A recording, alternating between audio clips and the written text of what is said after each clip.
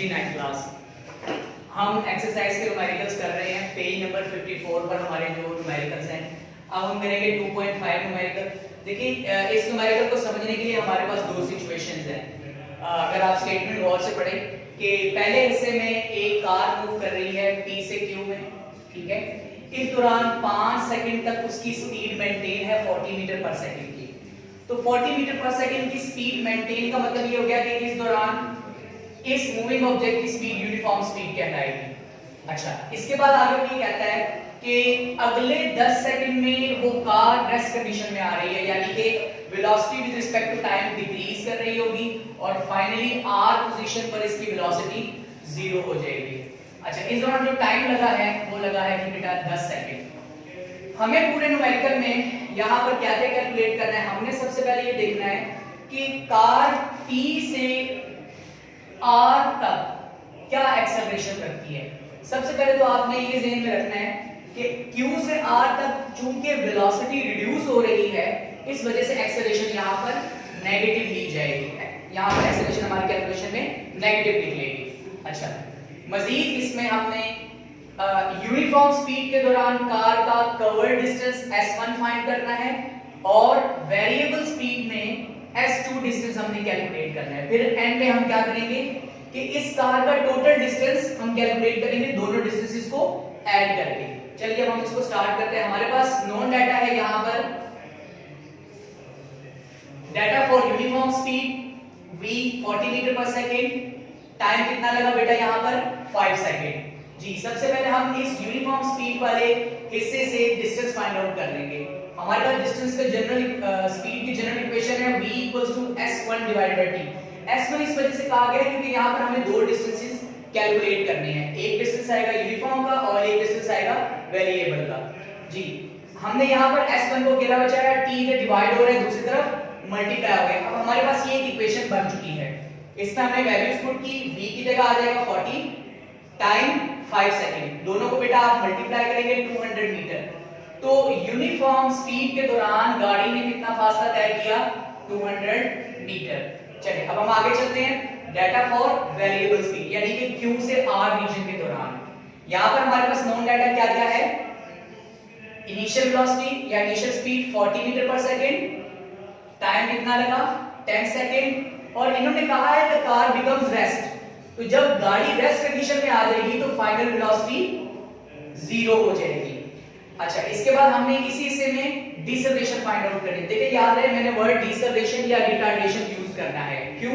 क्योंकि Q से R के दौरान वेलोसिटी रिड्यूस हो रही है, वेलोसिटी कम हो रही है, गाड़ी रुक रही है। तो आपको याद होगा एक्सेलरेशन के टॉपिक में हमने यही पढ़ा था कि जब velocity with respect to time increase कर रही होती है तो एक्सेलरेशन पॉजिटिव होती है। लेकिन यहां हम देख रहे हैं कि वेलोसिटी रिड्यूस हो रही है। देखिए Q पर वेलोसिटी 40 है और R पर वेलोसिटी 0 हो जाएगी। क्योंकि रेस्ट कंडीशन में आ रहा है, इस वजह से हमारे पास एक्सेलरेशन नेगेटिव निकलेगी, जिसे हम डिसेलेरेशन या रिटार्डेशन कहते हैं। इस तरीके से हमने इसी हिस्से में S2 भी फाइंड आउट करना है। चलिए इसकी सॉल्यूशन स्टार्ट करते हैं। हमारे पास एक्सेलरेशन की इक्वेशन है एक्सेलरेशन vf - vi/t। आपने एक्सेलरेशन के डेफिनेशन के अंदर प्रॉपर हेडिंग देके ये इक्वेशन भी लिखी थी।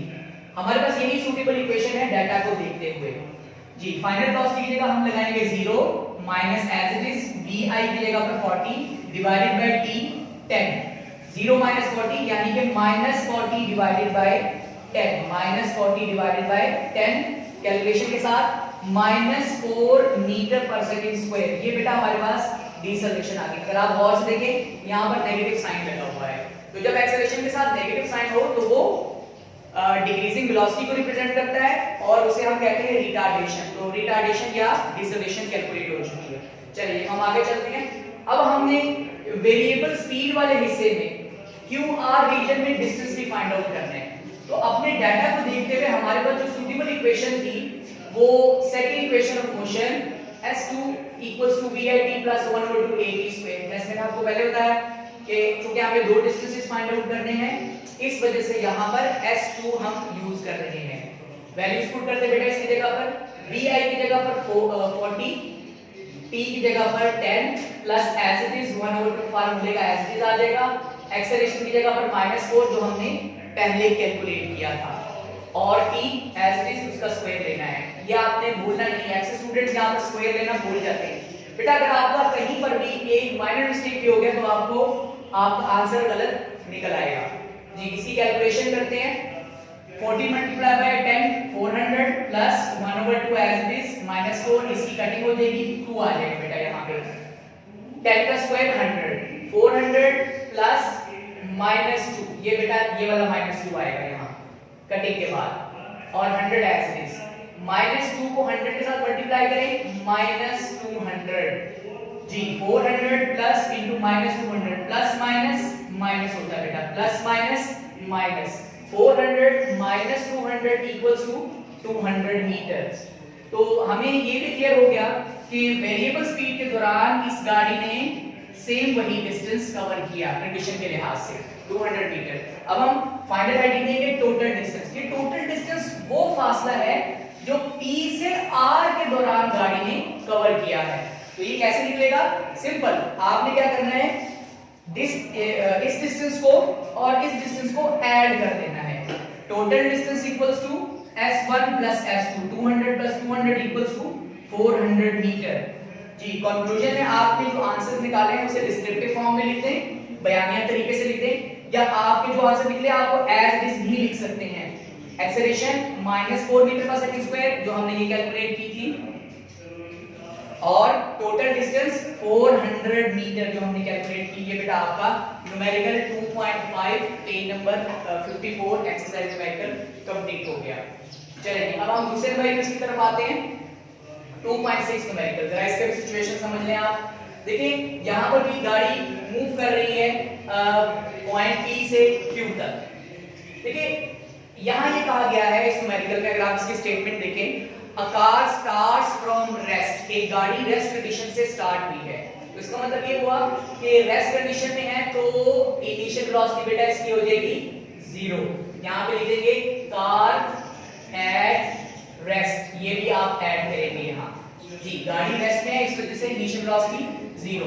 फिर आगे वो ये कहते हैं इट एक्सेलरेट्स विद 0.5 मीटर पर सेकंड स्क्वायर। 0.5 मीटर पर सेकंड स्क्वायर की एक्सेलरेशन से ये गाड़ी मूव कर रही है, और 100 मीटर का फासला 100 मीटर का डिस्टेंस कवर करने के बाद इसकी वेलोसिटी हमने कैलकुलेट करनी है। 100 मीटर के बाद इसकी वेलोसिटी हमने कैलकुलेट करनी है। यहां ये याद रहे कि आपके इस स्टेटमेंट में मेंशन किया गया है कि आपने इस फाइनल वेलोसिटी को जो कि मीटर पर सेकंड में निकलेगी उससे एंड पे आपने किलोमीटर पर आवर में कन्वर्ट लाजमी करना है। ये बहुत एक इंपॉर्टेंट टर्म है यहाँ पे जो उन्होंने यूज की हुई है। चलिए जी अब हम अपना डाटा निकालते हैं इसी सिनेरियो से। इनिशियल वेलोसिटी 0 मीटर पर सेकंड, एक्सेलरेशन 0.5 मीटर पर second square, distance covered by the car 100 metre, final velocity in kilometre पर आवर। ये हमने एंड पर, हमारे पास जो बेटा आंसर निकलेगा वो मीटर पर सेकंड में निकलेगा सिस्टम इंटरनेशनल यूनिट के तहत, लेकिन हमने इसको कन्वर्ट करना है। ये कन्वर्जन लाजमी है क्योंकि स्टेटमेंट में लिखा गया है। अगर आप बेटा ये स्टेप नहीं करेंगे तो आपके 50% मार्क्स कट जाएंगे, क्योंकि यही उसने कंडीशन दी हुई है। ये एक कंडीशनल स्टेटमेंट है। चलिए सॉल्यूशन स्टार्ट करते हैं इसका। हमने अपना डाटा देखा और हमारे पास तीन इक्वेशन ऑफ मोशन है। जैसे मैंने आपको पहले बताया था कि आपने साइड पर तीनों इक्वेशन ऑफ मोशन लिख लेनी है। v equal to vi plus at, s equals to pit plus 1/2 at square. Similarly third equation of motion 2as equals to vf square minus vi square. तो अपने गिवन डाटा को देखते हुए हमने इस इक्वेशंस में से कोई इक्वेशन डिसाइड करनी है। देखिए हम फर्स्ट इक्वेशन ऑफ मोशन यहां पर नहीं लगा सकते। फर्स्ट इक्वेशन ऑफ मोशन और सेकंड इक्वेशन ऑफ मोशन हम यहां नहीं लगा सकते फाइनल वेलोसिटी के लिए। देखिए फाइनल वेलोसिटी गरचे फर्स्ट इक्वेशन मोशन में है, लेकिन यहां पर टाइम एज अ डाटा मौजूद है, हमारे पास टाइम गिवन नहीं है यहां पे। चलिए फर्स्ट इक्वेशन मोशन तो कैंसिल हो गई। सेकंड इक्वेशन मोशन की तरफ अगर आप देखें गौर से, देखिए ये भी हम फाइनल वेलोसिटी की कैलकुलेशन के लिए नहीं यूज कर सकते क्योंकि यहां पर फाइनल वेलोसिटी है ही नहीं। तो हमारे पास एक ही इक्वेशन कुछ सूटेबल बन जाती है, कुछ इंटरेस्टिंग बन जाती है third equation of motion 2s equals to v square minus vi square। लिहाजा according to third equation of motion, according to third EOM 2as equals to vf square minus vi square। इसमें बेटा values put करेंगे अभी हम। vf square ji vf square equals to 2 vf square equals to 2 multiply by 0.5। Basically ये equation भी arrange की गई है।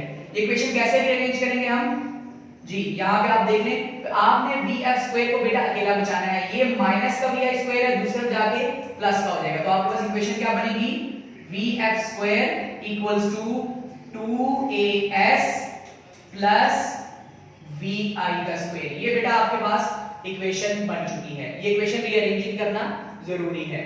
अच्छा अब हम आगे चलते हैं, vf स्क्वायर बेटा एज इट इज आ जाएगा, इक्वल साइन 2 a की जगह आएगा 0.5, आपने डाटा से देख देख के वैल्यूज पुट करनी है। s की जगह आ जाएगा डिस्टेंस, ठीक है, डिस्टेंस की वैल्यू 100 मीटर प्लस vi की वैल्यू कितनी है 0 का स्क्वायर ले लें। यहां पे अब आप कैलकुलेशन करेंगे, कैलकुलेशन से आपके पास आंसर निकलेगा vf square equals to 100 plus 0 यानी कि 100। अब देखिए हमें vf स्क्वायर नहीं फाइंड करना, हमें vf फाइंड करना है, तो इस स्क्वायर को खत्म करने के लिए हमने बोथ साइड पर रूट ले लिया है, ठीक है, स्क्वायर रूट ले लिया आपने, taking square root on both side. आप ये स्टेप ऐड करेंगे, यहां पे लिखेंगे प्रॉपर्ली जी। इक्वल के लेफ्ट साइड पर भी आपने स्क्वायर रूट लिया, इक्वल के राइट साइड पर भी, यहां से स्क्वायर और ये स्क्वायर रूट आपस में कैंसिलेशन के बाद 100 का स्क्वायर रूट क्या बनेगा आपके पास 10 मीटर पर सेकंड। ये आपके पास मीटर पर सेकंड में आंसर आ चुका जी। अब हम आगे चलेंगे, देखिए उसने जो कंडीशन दी थी कि जो आपके पास आंसर होगा फाइनल वेलोसिटी से आपने किलोमीटर पर आवर में कन्वर्ट करना है। अब आप यहां देखिए कि यहां पर हमने लिखा है मीटर पर सेकंड कन्वर्जन इनटू किलोमीटर पर आवर। इसके लिए आपके पास फार्मूला क्या है, गिवन वैल्यू को 3.6 के साथ मल्टीप्लाई कर दिया जाए, गिवन वैल्यू को 3.6 के साथ मल्टीप्लाई कर दिया जाए जी। गिवन वैल्यू क्या है आपके पास 10, आपने 10 को 3.6 के साथ मल्टीप्लाई किया 36 किलोमीटर पर आवर। ये बेटा आपके पास कैलकुलेशन फाइनल हो चुकी है। कंक्लूजन में हम लिखेंगे hence velocity of a moving car is 36 kilometre पर आवर। याद रहे, मैं आपको आखिर में दोबारा बता दूं, ये कन्वर्जन बहुत इंपॉर्टेंट है और ये बहुत ही इंपॉर्टेंट न्यूमेरिकल है बेटा। Thank you.